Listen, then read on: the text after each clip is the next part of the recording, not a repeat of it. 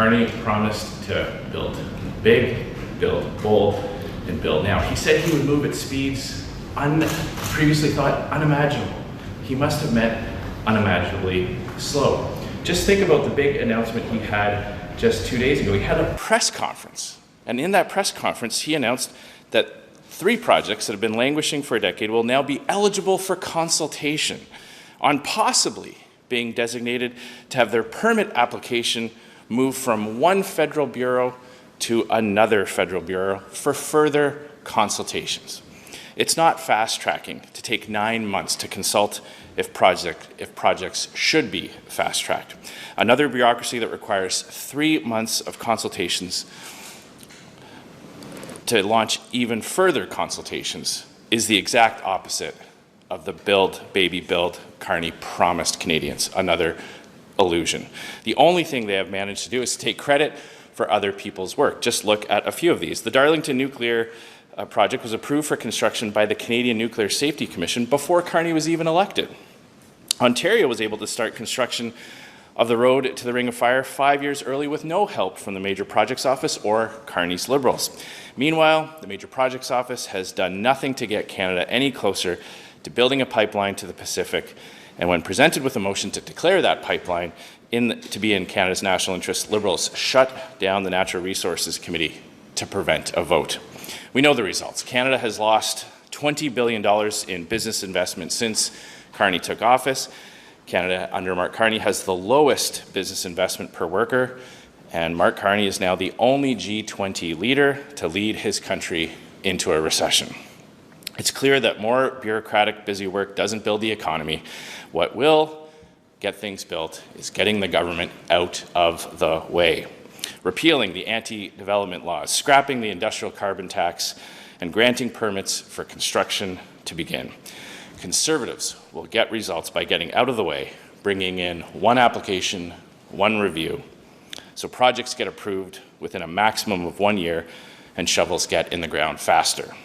I'd also like to address the disastrous condo bailout policy that Mark Carney announced earlier this week. Liberals are now using tax dollars to buy more than 2,200 vacant units that British Columbians can't afford or don't want at current prices.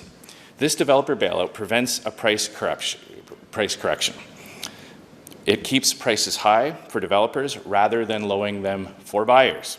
After facing backlash now, Mark Carney is trying to blame Premier David Eby. Now Premier David Eby is trying to blame Mark Carney. It's such a disastrous program. There's such a big backlash because Canadians understand that when governments use tax dollars to bail out developers, it will artificially keep prices high and prevent working Canadians from being able to afford those very homes. Carney is building an economy of carve-outs, bailouts, and handouts for the Liberal club, and higher costs, debt, and taxes for everyone else. Privatizing the profit and socializing the losses is Mark Carney's approach. Carney is forcing taxpayers to intervene before developers lower prices. Connected Carney insiders and corporate lobbyists get all the benefits while sticking Canadians with all the losses. And now let's look at the facts while this is going on. Despite Carney promising to build 500,000 homes annually, Canada is building barely half that number. CMHC predicts an 18% decline in home building. Housing starts fell 6% in May, after building permits were down 8% in April, according to Statistics Canada. The result is higher housing costs. The average Vancouver home now costs $1.1 million. Demographia ranks Vancouver as the 5th most unaffordable housing market in the world. And according to RBC, it now takes 88.4% of pre-tax median household income to afford a home in Vancouver. Conservatives have a better approach. Get rid of all the red tape and taxes on home building and let builders build, workers work, and buyers buy. Conservatives want Canada to be the fastest place in the world to get a permit. We would take off federal sales tax for homes under $1.3 million and incentivize provinces and municipalities to remove taxes on home building.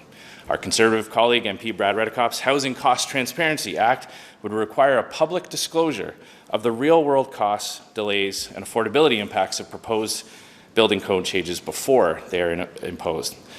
Let builders build homes people can afford so Canadians can afford to rent or buy. It's time for a genuine free market where willing buyers and sellers can reach the best price. And let's end the practice of governments interfering in that dynamic, bailing out condo developers, protecting their profits, and keeping those prices high at the expense of working Canadians. Do you just want the program scrapped altogether, or are you going to wait for more details from the government? Well, my message here today is that The condo program. Oh, on the condo program. Yeah. Sorry, I thought you were talking about the. We don't believe that profits should be privatized and risk should be, or losses should be socialized. That's what Mark Carney is doing with this. He's literally protecting the wealthy developers who speculated on the market, built units that now are not selling, and when the market is allowed to do its thing, the prices fall. If a grocer goes out and stocks up on cherries and tries to sell them for $20 a pound and nobody buys them, well, he's going to have to drop the prices and then people can afford them. There's all kinds of examples in this. Every grocery store I go to has a reduced for quick sale aisle. When something doesn't sell, prices fall and then buyers buy them. That's what should happen in Vancouver. That's absolutely what Conservatives are calling for. Stop this program of using tax dollars to bail out wealthy developers. Let the market correct and let Vancouverites and people in British Columbia be able to afford homes.